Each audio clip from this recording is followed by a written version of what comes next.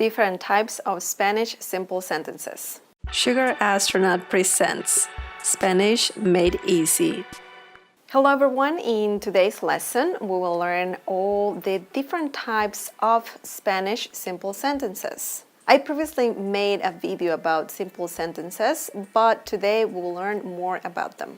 This topic will have several video lessons, by the way, so this is the part 1. Okay, let's get started. The main characteristic of a Spanish simple sentence is that it has only one verb. Now, Spanish simple sentences have the following categories: personales e impersonales, según la modalidad, según la naturaleza del predicado, y oraciones pasivas. First, I want to let you know that oraciones means sentences. I'm letting you know this because you will see that word quite a bit in this lesson. Today, we will go over the first one, oraciones personales e impersonales. Specifically, oraciones personales. We'll learn more about oraciones impersonales in the next lesson. Las oraciones personales are sentences that will always have a subject, whether or not the subject is in the sentence. And sometimes the subject will be in the sentence, and sometimes it will not be in the sentence, but you cannot know about the subject just because of the rest of the sentence. This category has 7 different subcategories, and they are sujeto explícito, sujeto omitido, sujeto indeterminado, sujeto paciente, sujeto agente, sujeto causativo, y sujeto compuesto. Sujeto explícito means that there must be a subject in the sentence.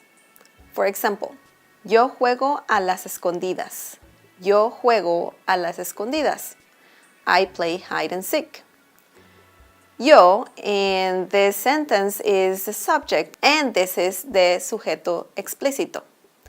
The other subcategory is sujeto omitido. This is when a subject in a sentence is not in the sentence, but you understand the meaning of the sentence by reading the rest of the sentence, especially the conjugated verb. And the conjugated verb is a really helpful way to know the subject in a sentence like this.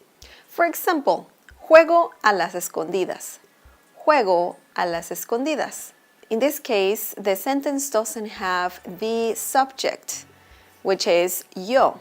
It will be like saying yo juego a las escondidas. So it's implicit that yo is a subject. By seeing the conjugated verb, you can find out who the subject is. In this case is yo. Let's talk about sujeto indeterminado.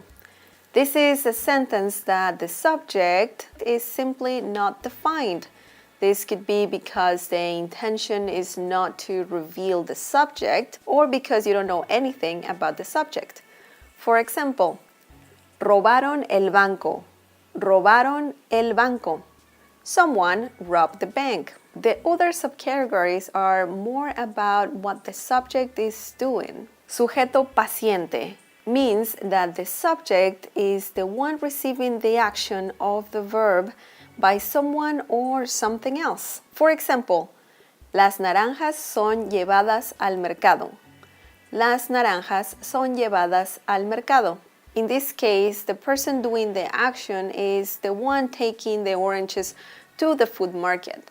The oranges are the subject of the sentence, but they are passive and not doing anything. Now, sujeto agente is a subject that is doing the action of the verb in a sentence.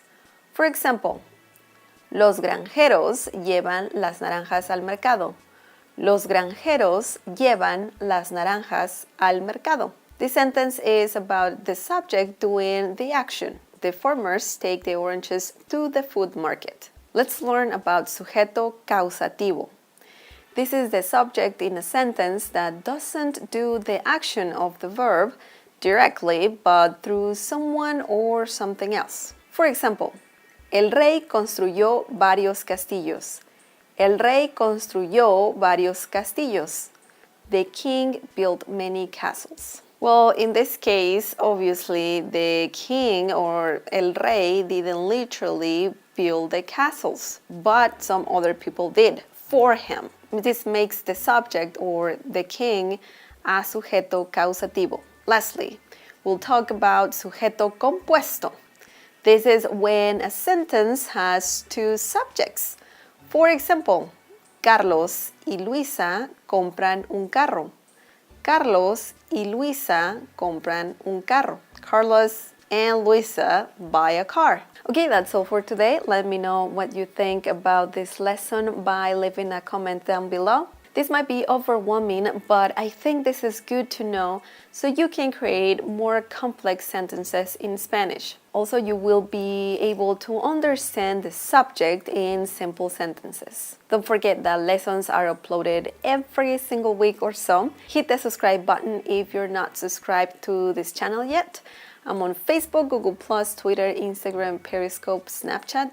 All the links are in the video description. Support this channel by sharing this video with your friends and by giving the thumbs up. Also by visiting my Patreon page. There are different perks when donating. Click on the Patreon logo on the screen to check that out. Thank you and until next time.